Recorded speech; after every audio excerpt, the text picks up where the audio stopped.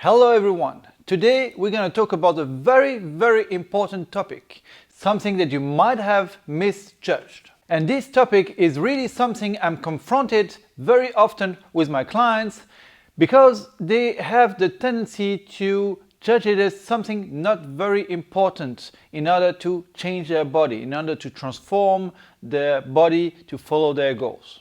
If you watched the miniatures, you probably understood already that we're going to talk about sleep. But not only sleep, we're going to talk about its correlation with the craving for sugars, the lack of recovery, and of course we will give you plenty of advices to fix your sleep. So, if you're watching this video in the Coach Corner, remember that here everything published is completely free, and even the graphics below the video in order to explain a bit more on details the different topics. In order to understand this big topic, let's start with the very fundamental, the roles of the sleep. The role of sleep in your body transformation. We all know that sleep is a very important thing, but only a few of you will know why, precisely why and how it's impacting on your health and diet. Many people really like to sleep, I'm part of them, but also many people don't have time to do so, not as much as they would like to, and I'm also part of these. It is during your sleep that your muscles will repair and grow. What is a certitude is that we all need to sleep and a certain amount of time, and this is why. We all know that this is very important. We are doing sport in order to damage the muscles for your body to recover and to rebuild them during your sleep. So if you don't sleep, you don't recover, you don't rebuild your muscles, that will lead to injuries and also a lack of fitness progress. Reason number 2, during the night, your brain repairs itself. That will allow you to avoid a lot of diseases and brain malfunctions. Your body regenerates, rejuvenates. That means that during the sleep, your cells will renew, your skin, your organs, your body will actually do the maintenance work, meaning that if some piece need to be changes, your body will do it. It is the same as if you own a house and you see, oh, the light bulb needs to be changed, you're going to do it. That's what your body is doing during the sleep. Your immune system will activate in protecting you from diseases. That means that if you don't sleep enough, your immune system will not have the right amount of time in order to work. If you're stressed, have you ever experienced some time where you go on holidays and you get sick? Well, that is because your body never has the time to relax and to work on your immune system. And so when you go on holidays, your body thinks, finally I have time to relax and to work on fighting the diseases and improving my immune condition. That's why at the start of your holidays you fall sick. Yes, that is not very pleasant, and that can be avoided. If you improve your sleep, you will not have that. And finally, during the sleep, your body is producing very important hormones. Some of them can have a big influence on your glycemia. By example, the cortisol will raise your level of inflammation in your body and will also make you crave for sugar. So that is why sleep is very important. You have many impacts from your sleep to your diet. Now that you start to understand a bit more the impact of sleep on your health, we should talk about the correlation between the sleep and your sugar consumption. Because yes, there is a very big link between those two topics. Let's have a look. Sleep and sugar. I'm going to ask you a very simple question. Have you ever heard people before telling you that in order to lose weight you need to cut on sugar or carbs? I guess you did, and I can't deny on that information, but you need also to take some other information in considerations. It is true that sugar and carbs is the biggest cause of people getting fat. So, in order to get fit and to be less fat, you just need to cut on sugars, right? So boom, my job is done, you don't need me anymore, I answered all your questions. Very simple diet, cut on sugar, that's it. Now you fit. Is that as simple? I don't think so. Did you know that sugar is more addictive than cocaine? There was a study in a newspaper explaining how sugar is the only drug that is working on all the different canals of reward for your brain. I think, if my memory is correct, that we have 5 of them and cocaine is working on 4 of them. That is all the different hormones that transit to your brain to make you feel better, like dopamine, serotonin and all this. Sugar is working on all of them, so even one more than cocaine. That is mind-blowing, isn't it? So now let's make the parallel. Instead of being overweight and want to work on your health, you just are drug addicts and you want to quit on drugs. You go to the doctor and the doctor tells you, yeah, I can see you addicted to cocaine. Yeah, you should just quit using it. Stop taking drugs. That's going to be good for you. What would you consider that doctor? You'd think, yeah, he's making sense. Or would you say, oh, thank you, Mr. Obvious. I had no idea that to stop my problem with addiction, I should remove my addiction. That is just making sense. No point to tell you stop sugar. You already know that, but you don't know how to do it. And that's where I can help. Like you understood, it is not that simple to stay clear of sugar. The hunger, the craving for sugar is coming from a part of your brain that you have no control on. Does that mean that you should give up? Nope, absolutely not. If you can't take a topic from the front, you should make a detour and take it indirectly. Hydration, sleep, and fats are the 3 main factors to help you to work on that addiction. That's why we already work on the first one, hydration. Now we're going to work on the second one, sleep, and soon we're going to work on the third one. So let's start talking from the relationship between sleep and your sugar addiction. When you are sleeping, your brain is producing an hormone called melatonin.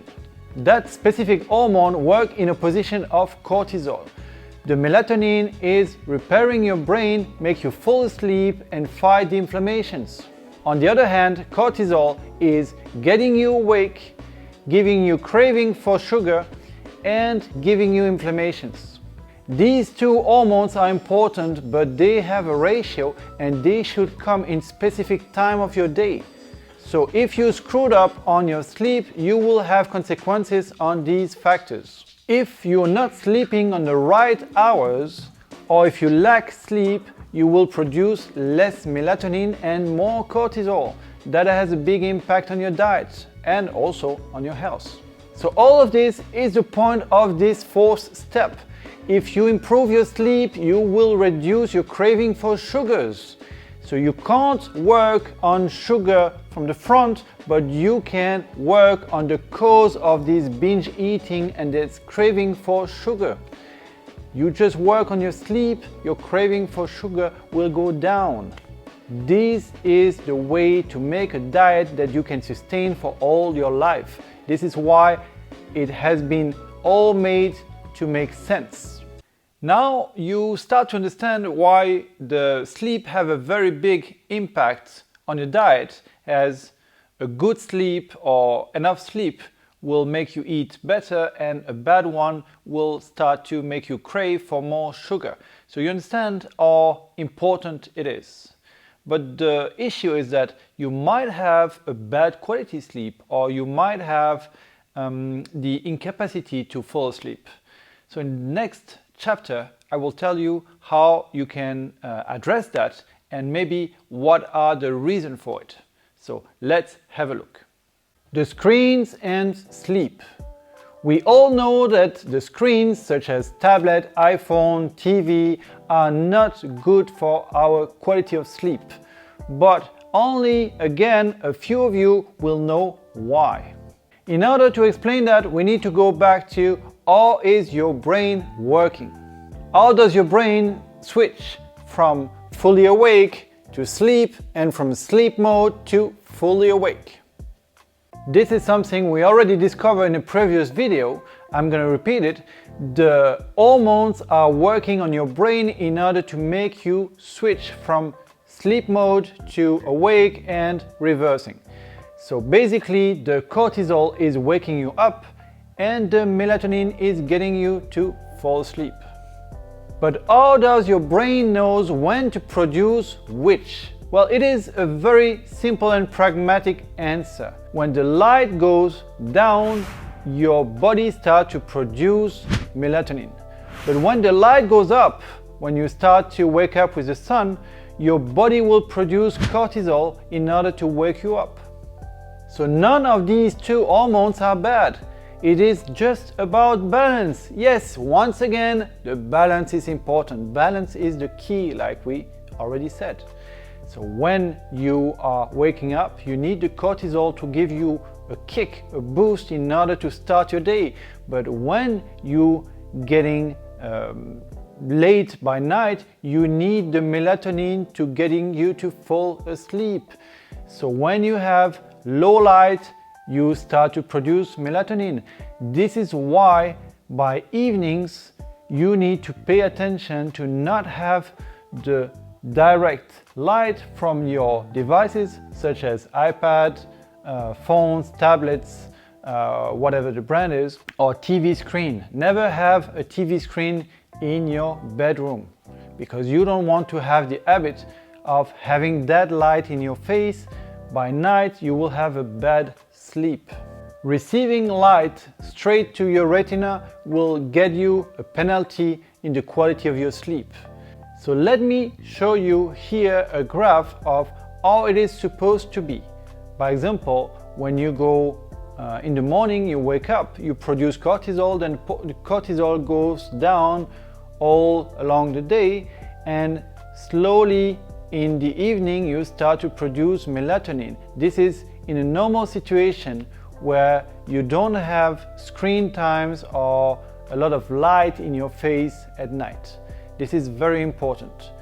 And the second picture here, it's when you have a bad lifestyle where you have too much screen at night, too much fake light that goes to your retina, and then you won't have the capacity to fall asleep. You will see that your melatonin will be produced way later and not in the same amount during the night, and then the cortisol will be way higher all along the day.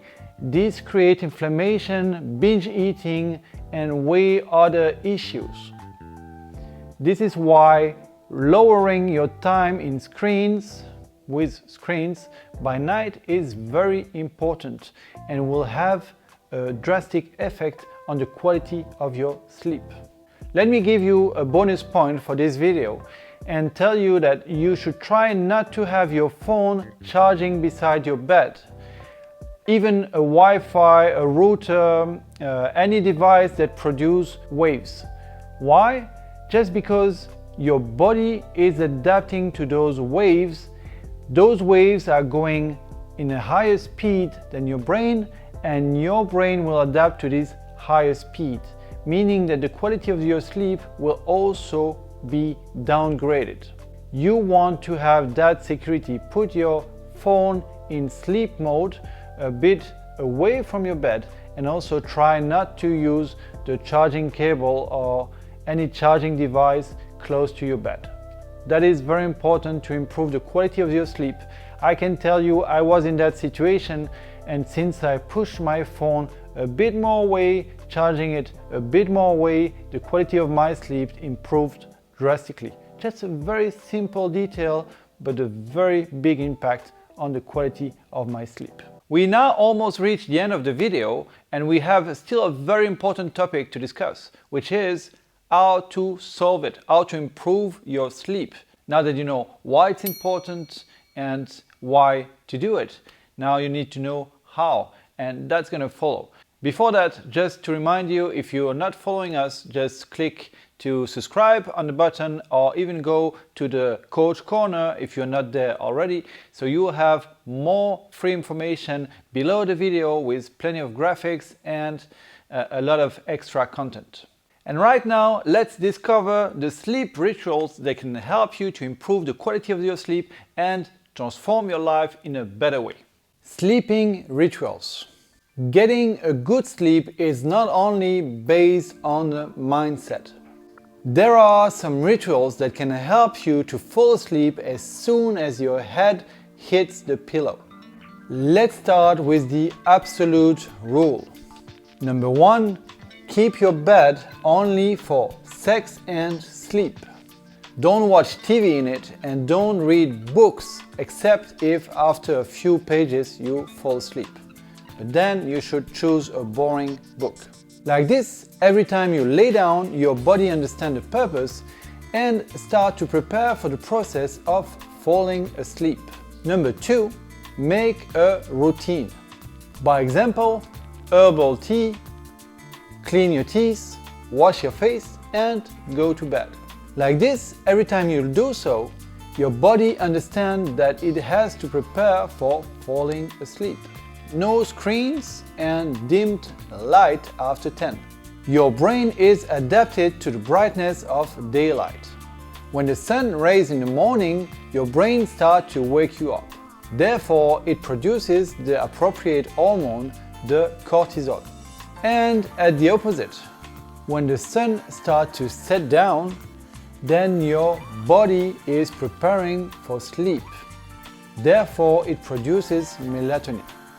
But if you have strong lights at home and you are watching screens producing also some lights, then your brain will not get the message and still continue to act like if it was daytime.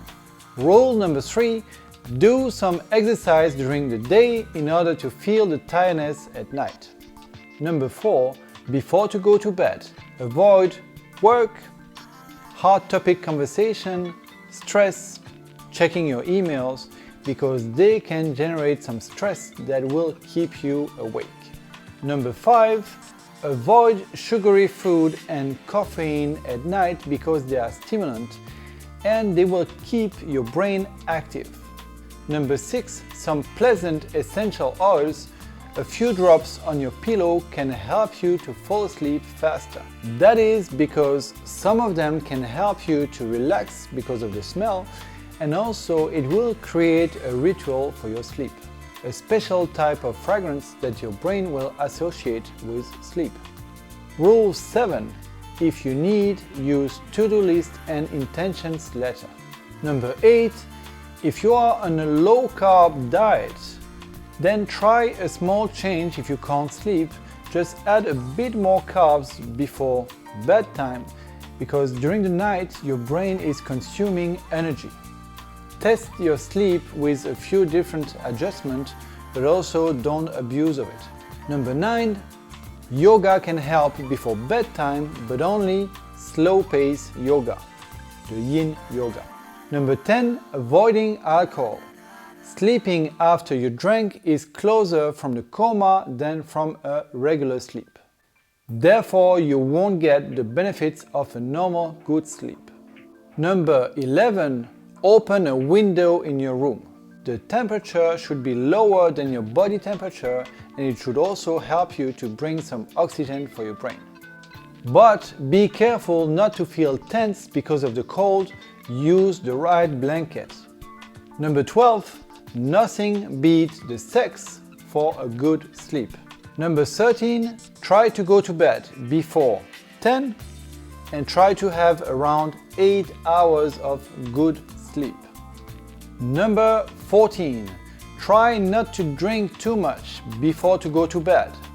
And don't forget to go to pee because you don't want to wake up during the night to do that. Number 15, don't forget to follow our challenge, Better Sleep in 30 Days with a day-by-day plan. Now that you learned all this, you need to try to apply the theory. I know that some of these points will not be accessible for everyone, For example, if you work by night, it won't be possible for you to go to sleep before 10. That makes sense. But try to apply as much as them as you can every day. Any step in the good direction is always a good step. Let us know in the community tab which of these advice helps you the best. That's it for today's video. We had a lot of footages from our nutrition plan called From Fat to Fit in order to really make a big transformation for people, including the way to make it easy for your mindset and your mood, and how to make it very effective with the minimum of efforts. This is based on my 15 years of experience in fitness coaching. Don't forget to drop a like, share the video with your friends if you want them to learn as well, and also if you want us to produce more quality content, then just subscribe to the channel. That will give us the extra energy boost. I will see you in the next video.